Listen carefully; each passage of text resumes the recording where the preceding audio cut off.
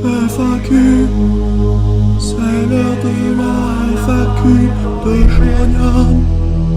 FAQ de Shonium. Salut à tous, c'est Shonium. Aujourd'hui petite FAQ, enfin petite, ça c'est moi qui le dis, parce que ça va encore durer une demi-heure. On se retrouve dans les champs. Il fait beau, regardez, j'avais envie de changer de cadre. Voilà, petit champ au-dessus de mon village. Petit 360 degrés. J'avais envie de marcher un petit peu, de me poser pépère, de sortir de ma chambre, voyez-vous. Et du coup, comme je le disais aujourd'hui, on se retrouve pour notre FAQ. Vous avez été nombreux à me poser des questions. Je suis désolé, je tiens un peu la caméra en mode n'importe comment. J'ai pas pris de trépied ni rien. J'ai eu pas mal de flemme qui m'est apparu tout d'un coup en sortant de la salle de bain, de la petite préparation et tout. Vous savez quoi, on va se poser là. Je sais pas pourquoi j'ai envie de m'asseoir là. On est pas mal. Ah mais il y a un contre-jour donc vous ne verrez absolument rien. C'est pas grave, on va se mettre comme ça. Voilà, on est plutôt pas mal ici. Bon, alors du coup, je vais procéder à la réponse, à la FAQ même. Je vais rentrer dans le vif du sujet, voyez-vous. Nous allons commencer par la première question, qui est une question de Didi l'Otaku Gaming. Voilà, donc Didi, que tu me demandes comment ça se passe une relation entre un ou une étrangère et un ou une japonaise. Je vais essayer de te répondre de mes expériences personnelles, de mes observations, mais je tiens à préciser quand même que ce que je vais dire c'est peut-être des bullshit. C'est-à-dire que peut-être que ce que j'ai vu c'est valable pour une portion de la population, mais que le reste, voilà, c'est peut-être que j'ai tort, tu vois ce que je veux dire. Mais je vais essayer en tout cas de te donner ma vision des choses, mon point de vue. Faut savoir que c'est plutôt difficile en fait ce genre de relation. D'ailleurs beaucoup d'articles sur internet le disent, hein, ça finit souvent par un échec. En tout cas pour un Européen avec des Japonaises par exemple, ça peut être l'inverse, mais c'est beaucoup plus rare qu'une Occidentale se mette avec une Japonaise. Avec un Japonais. Oui c'est le matin, je suis désolé. Je suis pas encore tout à fait opérationnel là-dedans.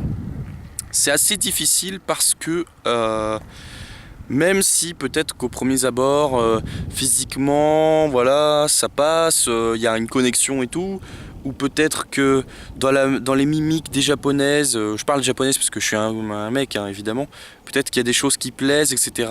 C'est leur côté un petit peu enfantin et tout, machin. On peut être attiré vers vers les japonaises, vers cette culture, mais il y a énormément de points à soulever qui font que au bout d'un moment ça passe pas malheureusement. J'entends par là ne serait-ce que le comportement en public. Bon, vous me direz en France c'est plutôt mal vu des gens qui se roulent des grosses pelles devant tout le monde en sortant du supermarché. On entend, ça fait des bruits et tout. Enfin voilà, j'ai pas besoin de vous faire un dessin. Au Japon, c'est beaucoup plus poussé que ça, c'est-à-dire que petit smack comme ça, même si ça a tendance à changer un petit peu ces dernières années, parce que les Japonais, ou peut-être les Japonaises, je sais pas, c'est la mondialisation quoi, tout le monde s'adapte, tout le monde essaie de vivre avec l'autre, enfin voilà, c'est ce que j'en retiens. Mais disons que si à un moment donné vous avez envie d'un seul coup de câliner votre copine, peu importe où, c'est un câlin, on s'en fout, tu vois, c'est juste un petit câlin, parce que vous avez envie d'exprimer votre amour le plus sincère, vous pouvez pas. Vous pouvez essayer, hein.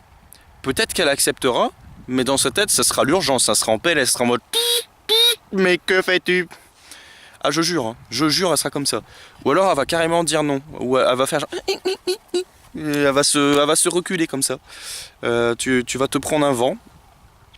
Et tu vas lui demander pourquoi, elle va te dire pas ici, tu vois ce que je veux dire. Pour eux c'est plus ou moins normal de pas s'embrasser, de pas se câliner, tout ça dans la rue. Et moi je trouve ça nul parce que, en tout cas au début d'une relation, surtout au Japon je pense, avant d'habiter avec la personne, là où tu vas la voir c'est dans la rue, tu vois. C'est dans la rue, c'est sortir, à moins que tu l'invites chez toi, mais enfin, voilà, la majeure partie d'une relation elle se passe dehors, on va dire ça comme ça, je pense. Donc voilà. ça reste assez difficile. Et puis il y a les questions des enfants, tout ça, du travail de la femme là-bas, parce qu'il y a pas mal de femmes qui aiment être femmes au foyer, alors que par chez nous, c'est plutôt l'inverse. Nous, on veut que les femmes, elles bossent aussi, mais en même temps, on n'a pas trop le choix, parce que par chez nous, voilà, la vie, peut-être, elle est plus difficile. S'il n'y a pas les deux personnes qui travaillent, ça devient vite galère. Donc voilà, il y a pas mal de questions qui se posent là-dessus et enfin franchement c'est plutôt difficile. Je dis pas que ça marche pas, hein. Il y a beaucoup de Français qui sont mariés à des Japonaises, beaucoup de Françaises qui sont avec des Japonais. Il y a pas de, veut dire, c'est pas une généralité du tout, hein. Ça peut marcher, ça peut très bien fonctionner, donc ne soyez pas réticents vis-à-vis des différences culturelles et tout. Justement, si vous arrivez à dompter ces différences, ça pourrait être qu'un point fort pour votre couple. Voilà, c'est tout ce que j'ai à dire. Alors on a également Maurice Tatane qui nous demande plus ou moins quelle est la place de la femme et de l'homme dans le couple au Japon, etc. Que fait la femme en général, que fait l'homme, etc. Alors c'est pareil, ça je vais vous répondre par rapport à mes expériences, mais peut-être que je peux me tromper, voilà, c'est mon avis. Pour avoir vécu dans une famille, du coup, au Japon pendant 2 semaines, dans une famille comportant du coup un couple et des enfants, des jeunes enfants, j'ai pu un petit peu observer ce qui se passait, qui fait quoi dans la journée, où vont certaines personnes, etc. Et je me suis rendu compte que, en tout cas pour cette famille, peut-être que c'est pas pareil pour toutes, mais la mère est une femme au foyer, les enfants avaient entre 4 et 6 ans, enfin avaient en tout cas, et l'homme passe sa vie au boulot et il revient pas souvent dormir chez lui. Voilà ce qui se passait en tout cas dans cette famille. D'après ce que m'avait dit la mère tout simplement, je lui disais oui, où est-ce qu'il est votre mari et tout. Ah bah il va arriver ce soir, il vient exceptionnellement parce que d'habitude il dort pas ici. Voilà. Donc en gros elle m'a fait comprendre que parce que j'étais leur invité, il allait venir à sa maison en gros. Pour le temps où j'étais là, mais quand il n'y a personne, quand il n'y a pas d'autres, il y a rien, bah voilà quoi, il fait sa vie, je sais pas, il doit avoir une autre maison, un autre appartement, je sais pas. Sachant que c'était un couple en bon terme, hein, je tiens à le préciser, c'est pas des gens divorcés ou quoi. Et du coup la mère est une femme au foyer, voilà. Donc tous les jours chez elle, à s'occuper de la maison, les courses, les enfants, l'école, tout ça, enfin, vous connaissez le rôle d'une femme au foyer. Je sais pas si c'est pareil pour toutes, mais en tout cas, ça vérifie pas mal de clichés qu'on peut avoir sur le Japon avec la femme, l'homme et tout, les relations. Donc voilà, est-ce que ce sont des clichés, est-ce que c'est la vérité? On ne sait pas trop, mais en tout cas pour ma part, ça se vérifie quand même. Ensuite on a l'Otaku du Bled qui nous demande comment est vu le voile et comment sont vus les musulmans au Japon. Alors c'est une question que j'ai vue 2 fois, il me semble. Eh bien écoute, je pourrais pas vraiment te répondre parce que je pense que j'ai jamais vu de voile au Japon. J'ai très rarement vu des musulmans. Par contre, ce que je peux t'assurer, c'est qu'au niveau des religions, les Japonais c'est un petit peu comme nous. Je sais pas s'il y a des conflits ou quoi, peut-être un petit peu comme nous ces dernières années, mais en tout cas c'est un peu comme nous. D'après ce que m'avait dit une amie là-bas, il y a pas, voilà, toutes les religions cohabitent, il n'y a pas de soucis. Enfin voilà. Voilà pour ta question. Ensuite, on a Ludivine Lotaku qui me demande est-ce que j'ai déjà vu une école japonaise. Alors, je suis déjà passé devant une école japonaise, peut-être même 2 en fait. Une pendant le cours de sport, donc c'était marrant, je voyais tous les élèves en rang qui chantaient et puis qui couraient comme si c'était un petit peu l'armée, ça me faisait rire un petit peu. J'étais content, ils faisaient leur sport et tout. Et puis une autre école beaucoup plus petite, mais ce coup-ci c'était lors de, c'était le matin quand les élèves partaient à l'école, donc il y avait une personne sûrement qui devait s'occuper des enfants du quartier. En fait tous les enfants, c'était des petits enfants, ça devait être l'école maternelle, étaient habillés de la même manière avec un manteau rose, je me souviens. Et ils suivaient cette dame, une personne assez âgée, jusqu'à l'école. Je pense qu'ils venaient de quartiers différents, il y en avait une dizaine et tout. Enfin voilà, pas de quartier, mais ils venaient de familles différentes. Il y en avait une dizaine, tout ça. Et j'ai déjà pu écouter plusieurs fois, même quasiment tous les jours, même si je faisais pas forcément attention, la sonnerie qui retentit dans tout le Japon quand c'est l'heure pour les élèves de rentrer chez eux. Écoute cette musique. Mais qu'est-ce que c'est? Ça vient de se déclencher, on dirait l'hymne national.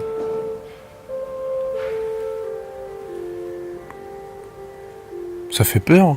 Ça fait genre la musique de la fin du monde. Dans le film Iwo Jima, comment? Avec la guerre et tout, là, il y avait le même genre de musique quand tout le monde il allait mourir. Oui, je sais, je parle pas bien la France. Voilà, c'était pour vous faire partager ce moment, ça venait de se déclencher, je me demande ce que c'est. La musique change suivant les quartiers. Et cette musique, quand j'ai demandé ce que c'était, on m'a dit que c'était la sonnerie en gros qui dit voilà, il est tard, il faut rentrer chez vous. On sait jamais pour les élèves qui font des activités extrascolaires, qui sont un peu jeunes, enfin voilà. C'est pour ça. Ensuite, on me demande si je préfère la culture française ou japonaise. Je pense que je préfère un parfait mélange entre les deux. C'est-à-dire que en tant que Français qui va au Japon, je suis fier d'être Français et je suis très très fier de penser comme un Français. C'est-à-dire que je suis très fier de l'éducation, de la façon de voir les choses qu'on m'a inculqué ou que je me suis moi-même inculqué. Je sais pas trop, enfin voilà, la vie c'est compliqué. J'aime bien celle des Japonais aussi, mais la mienne a ses défauts, la leur a ses défauts. Et en fait, quand je vais au Japon, c'est souvent comme ça pour pas mal de choses. Vu que les cultures sont pas mal contraires, ce qui se passe, c'est que j'ai tendance à chercher ce qu'il me manque chez moi, chez eux. Voilà. Mais je prends pas tout chez eux. C'est-à-dire que, et je pense que eux font peut-être pareil, au vu des critiques, enfin pas des critiques, mais enfin si, au vu des avis des Japonais sur la France, les Français, etc., que j'ai pu recueillir, ils ont tendance à envier certaines choses chez nous, mais pas tout. Et c'est pareil pour le français et le japonais. Donc moi, ce serait un parfait mélange. On va dire que ce serait la sympathie des Japonais, leur hospitalité, etc., leur tendance à aider leur prochain, entre guillemets, sans vraiment se poser de questions, voilà. Et nous, je sais pas, voilà, un parfait mélange, je peux pas te répondre mieux que ça, je pense. Si tu devais retourner au Japon, où irais-tu? J'irais sur Osaka et Kyoto, c'est prévu pour l'année prochaine, je ne sais pas encore exactement quand, mais ce serait pendant les 6 premiers mois de l'année, donc première partie de l'année. Mais après, voilà, je sais pas exactement quand, je vous en ai parlé dans la dernière vidéo.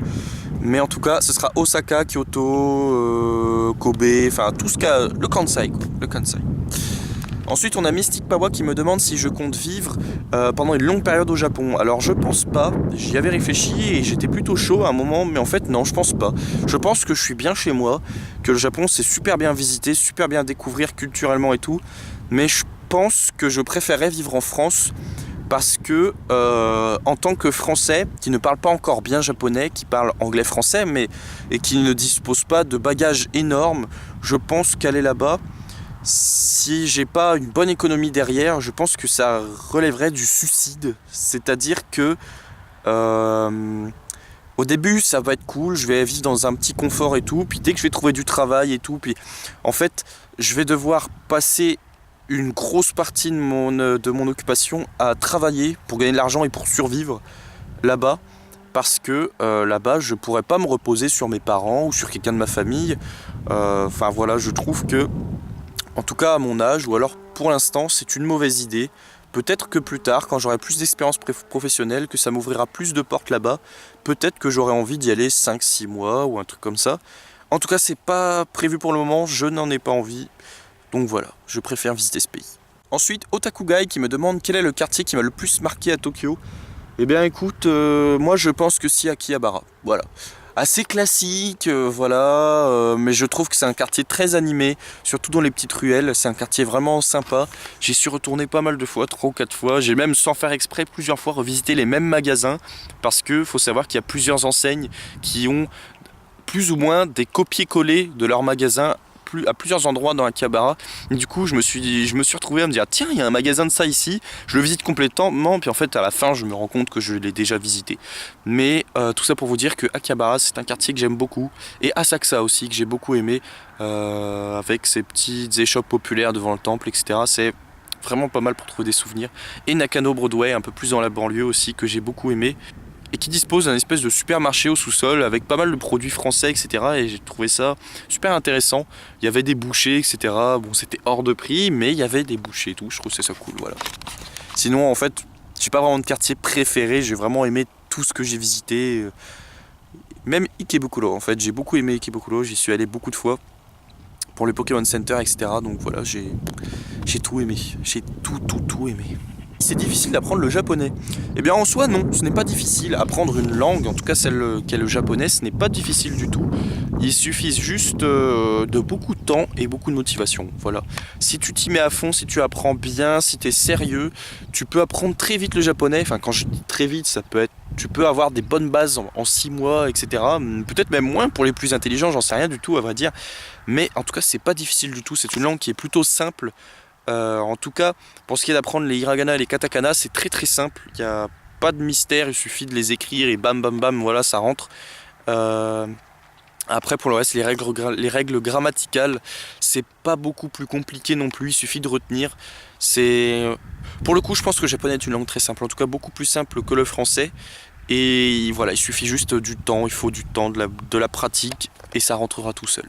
Ensuite, j'ai Mika UN, je sais pas trop, qui me demande comment j'ai financé mon Japon, enfin mon voyage au Japon, parce que me suis pas financé un pays, non. En fait, c'est très simple, j'ai travaillé, j'ai mis l'argent de côté et j'y suis allé. Voilà, il n'y a pas plus compliqué que ça. Ensuite, il me demande d'où me vient la passion pour le Japon. Et bien écoute, c'est très simple. Quand j'étais petit, on m'a acheté Final Fantasy VII. Je ne savais pas d'où ça venait, ce que c'était, mais j'ai beaucoup aimé. Ensuite, quand j'étais un peu moins petit, mais toujours petit, on m'a acheté Final Fantasy X. C'est mon jeu préféré de tous les temps de l'univers et je savais pas que ça venait du Japon, mais voilà, je l'ai su après. En fait, j'ai joué à Pokémon toute ma vie, ça vient du Japon, je savais pas, j'ai kiffé. En fait, toute ma vie se résume à des jeux vidéo que j'ai kiffé et qui viennent du Japon, mais dont je n'avais aucune idée. Et quand j'ai fait ce rapprochement, j'ai commencé à m'intéresser un petit peu au Japon. Je me dis, putain, en fait, ils font des bons jeux les Japonais. C'est quoi leur délire? Et c'est des PGM et tout. Et je me suis intéressé aux animes, etc., manga, et puis un peu plus au pays même. J'ai même un peu plus découvert le Japon grâce à certains youtubeurs qui, depuis maintenant pas mal d'années, enfin quelques années, font des vidéos, notamment Ichiban Japan, je pense, qui m'a fait découvrir le Japon physiquement en tout cas, en tant que tel, sans les animes, etc. Et enfin franchement, là, ça m'est venu d'un coup comme ça, bam, révélation, je me suis dit putain, il faut que j'y aille, ça a l'air cool, c'est vachement intriguant, moi qui suis une personne très très très curieuse, qui est curieux de tout et n'importe quoi et qui emmagasine n'importe quelle information, aussi futile soit-elle, enfin voilà, je me suis lancé quoi, et voilà, depuis je suis passionné du Japon. Je suis passionné du Japon depuis que je suis tout petit, mais j'étais pas au courant. J'ai seulement eu une révélation au milieu de ma vie. Voilà. Ensuite, on me demande comment j'apprends le japonais. Toujours la même personne, Mika, pardon. Je suis la méthode Minano Hinon. Voilà. Je suis la méthode Minano Nihongo.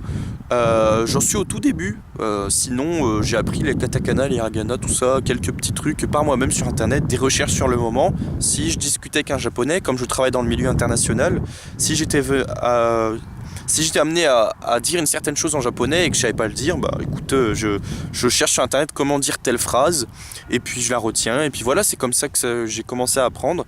Je suis pas bon en japonais, j'ai pas le niveau JLPT 5, je crois que c'est 5 le dernier. Je connais très peu de kanji, peut-être un ou deux. Je connais hiragana, katakana, j'apprends un petit peu. Enfin voilà, j'en suis à la base de la base, quelques petites notions, sinon je connais pas mal de phrases, voilà. Je suis capable de tenir une conversation dans la vente, mais voilà, c'est tout, ça s'arrête là. Voilà. Ensuite, on me demande où j'habite. Et bah écoute, j'habite dans la banlieue de Paris, enfin, j'habite à 3/4 d'heure de Paris quand même.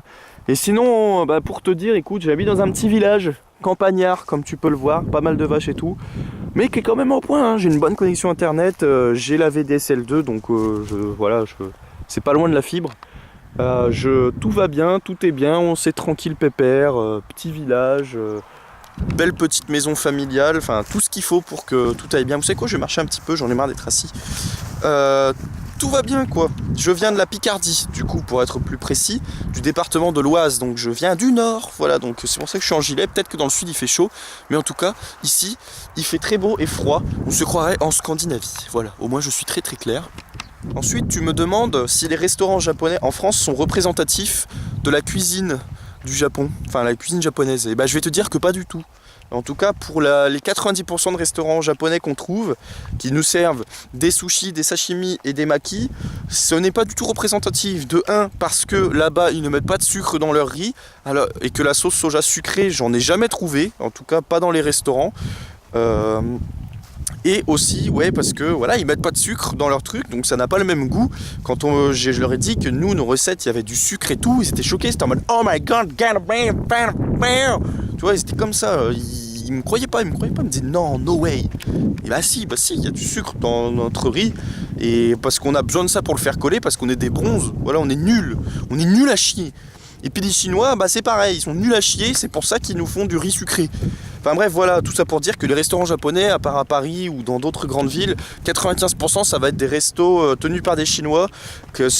Moi je considère ça comme des fast-food japonais. Voilà, t'arrives, on te sert des trucs, bam, c'est direct cuit, c'est direct préparé. Après je dis pas, ils les font sur place, hein, en tout cas certains, mais quand même, voilà, c'est pas du tout du haut de gamme, ça n'a rien à voir avec que ce soit en quantité, en qualité, tout ce que vous voulez, ça n'a rien à voir avec les restaurants japonais directement au Japon. Même si effectivement, j'irai pas jusqu'à renier quand même ces restaurants, mais disons que ça nous permet d'avoir un petit avis, un petit aperçu de ce que c'est là-bas la cuisine au Japon, parce que certains restaurants japonais proposent des udon, des trucs comme ça, même si c'est des restaurants chinois, japonais, bizarres et tout, qui font tout en même temps. Il y en a qui essayent de reproduire certains plats et tout, on peut retrouver certains goûts, etc. Enfin voilà, c'est pas non plus dégueulasse, hein. Je dis pas que c'est dégueulasse, hein. C'est pas mal, mais par rapport à là-bas, ça n'a rien à voir, hein. Les papilles, tu le ressens direct, hein, quand tu vas là-bas. On me demande si j'étais bourré dans cette vidéo, enfin dans la vidéo précédente, dans la vidéo où je tenais une bière, où je disais que j'allais faire une FAQ. Alors non, j'étais pas bourré, non, j'avais ouvert juste ma petite bière tranquillou. Et puis voilà, c'est tout. Non, j'étais pas bourré. Par contre là, là tu pourrais te demander si je suis bourré, parce que je dis n'importe quoi, je suis grave vénère, je crave rapide. Non, je suis pas bourré. Je suis pas bourré. Quel est le salaire minimum pour vivre au Japon qu'on me demande? Eh bah écoute, j'en sais rien du tout. J'en sais rien parce que j'ai jamais vécu au Japon et je me suis jamais intéressé à la question. Même si j'ai tendance à dire que, à part à Tokyo, même si c'est plus ou moins semblable à Paris, je pense que le coût des loyers et tout, c'est à peu près similaire à Paris. Peut-être que dans similaire, j'entends par là que peut-être que c'est pas pareil, mais peut-être que c'est plus cher, mais peut-être que le salaire minimum est plus haut en conséquence, tu vois ce que je veux dire. Je pense que c'est à peu près équivalent, hein. C'est un pays industrialisé, les prix sont quasiment les mêmes chez eux que chez nous, je veux dire, ils sont plus hauts sur certains domaines, plus bas sur d'autres, enfin voilà, ça s'équilibre, tout ça, c'est pareil. Ensuite, on me demande s'il y a des kebabs et des tacos au Japon. Eh bah oui, il y en a, figurez-vous. Moi j'ai vu beaucoup de kebabs et figurez-vous que les Japonais ils kiffent ça, les kebabs. Vers la rivière Meguro, il y a beaucoup de kebabs, j'en ai vu énormément, j'en ai vu peut-être une dizaine vers Shibuya, etc. Et franchement, si t'aimes les kebabs, mon pote, bah vas-y, il y en a là-bas. De toute façon, je vais vous dire un truc, Tokyo c'est la ville qui a le plus de restaurants au monde, en tout cas si vous allez à Tokyo. Donc vous trouverez forcément votre bonheur. Même si vous êtes français et que vous voulez manger français tous les jours, bon, ce sera peut-être un peu plus cher, mais vous pouvez, vous n'êtes pas obligé de manger japonais au Japon. Voilà, c'est comme ça, le pays il a dit quoi? Il a dit oui, nous on en veut pour tout le monde, il y a 30 millions d'habitants à Tokyo avec la banlieue, donc voilà, c'est comme ça, on est vénère, on fait de tout, voilà. Pour de l'argent, qui me demande s'il est possible d'apprendre les bases du japonais tout seul. Je te réponds oui, il est possible de parler totalement japonais tout seul. Il suffit de beaucoup de motivation, d'avoir les bons manuels, le bon matériel, les bons outils, et ça ira tout seul. Christina Montana ou Montano, je vois pas très bien sur mon téléphone, qui me demande comment j'ai fait connaissance avec le Japon. Bah écoute, j'étais dans un bar, voilà, on s'est serré la main, tranquille et tout, on s'est rencontrés. Je me suis dit écoute, petit Japon, si tu veux, moi je veux bien venir chez toi et tout, et puis voilà, ça s'est fait comme ça, tu vois, au feeling. Que Dizzy me demande si j'ai pécho au Japon. Et ben moi je vais vous dire que c'est un secret. Boichi qui me demande si j'ai remarqué la différence entre la face publique et privée des Japonais, un peu si ça se voit vraiment. Ben moi je peux te dire que oui, ça se voit pas mal en fait, parce qu'en public, comme tu peux le voir partout, n'importe qui s'intéresse au Japon te dira la même chose que moi. En public, les Japonais ont plus tendance à être hypocrites pour le bien de tout le monde, à beaucoup réfléchir. Même Julie me l'a dit dans plusieurs vidéos, ils ont tendance à plus réfléchir à ce qu'ils vont dire, même si c'est pas vrai, même s'ils te mentent, parce que en tout cas en public, pour des gens qui ne connaissent pas vraiment, dont ils sont pas vraiment très très proches, il vaut mieux entretenir une bonne ambiance, il faut mieux entretenir les bonnes ondes générales, et voilà, donc, c'est inutile de blesser quelqu'un. Enfin voilà, c'est comme ça au Japon, et oui, ça se remarque très bien, parce que ils vont te dire, par exemple, tu vas leur demander un truc, ils vont te dire non, ça me dérange pas, c'est bon, allez-y, je sais pas, si tu veux les doubler quelque part ou quoi, alors que ça se trouve dans leur tête, ils seront en mode vas-y, je vais te défoncer, nique-toi, tu vois ce que je veux dire, tu vois, c'est être hypocrite, mais c'est pas être hypocrite dans le sens salut mon ami, connard, tu vois, c'est pas comme ça. Bon, faut que je me calme sur les insultes parce qu'avec la nouvelle politique de YouTube, là, ils vont me dégommer, là. Ils vont me dégommer. Pika qui me demande quelles études j'ai fait, quel est mon métier. J'ai fait un bac scientifique au lycée et ensuite j'ai pas fait d'études parce que, pour diverses raisons, je n'ai pas fait d'études. Et je travaille à l'aéroport Roissy-Charles de Gaulle, au-dessus de Paris, dans une chocolaterie. Voilà. Donc je mange des chocolats toute la journée, je suis posé dans ma boutique et je suis content d'être là-bas parce qu'il y a pas mal de japonais et c'est l'occasion pour moi de pratiquer ce que j'apprends, tout simplement. Une dernière question que je trouve plutôt importante. On me demande si quand on va au Japon, en tant que touriste ou pour vivre là-bas, on peut se débrouiller pour parler anglais. Enfin, je veux dire, on peut se débrouiller si on parle uniquement anglais. Et français évidemment. Et ben moi je te dis que oui, parce que quand je suis allé au Japon, je n'avais que quelques notions, je connaissais les hiragana, un petit peu les katakana et c'est tout. Et je me suis parfaitement débrouillé. Après, ça dépend des personnes, mais moi je suis un as du mime, c'est-à-dire que si j'arrivais pas à me faire comprendre, je partais dans des scènes d'action et tout, genre comme s'il y avait une caméra qui me filmait, je commençais à mimer des trucs et tout, des fusillades, bam bam bam bam, le mec il comprenait et tout, ouais c'est bon, tu veux aller là-bas, j'ai compris. Enfin voilà, c'était super chaud, vénère et tout. Mais non, franchement, oui, avec l'anglais. Alors attention, par contre, parce qu'il faut utiliser un anglais japanisé. C'est-à-dire que, par exemple, Dragon Ball, tu vas pas dire Dragon Ball parce qu'ils vont dire c'est quoi Dragon Ball. Et bah, il faut leur dire, il faut prononcer à la japonaise les mots. C'est-à-dire que vous parlez anglais, mais il faut dire Dragon Ball. Un truc comme ça, tu vois. Ou alors, on le dit à video games, tu vas dire video game. Tu vois ce que je veux dire, il faut prononcer à la japonaise. Et là, ils vont te comprendre direct. Bon après, faut savoir un truc, c'est que les japonais sont très très nuls en anglais. Peut-être pas les jeunes, parce que voilà, c'est comme partout, l'anglais, les jeunes ont tendance à plus le maîtriser que les anciens.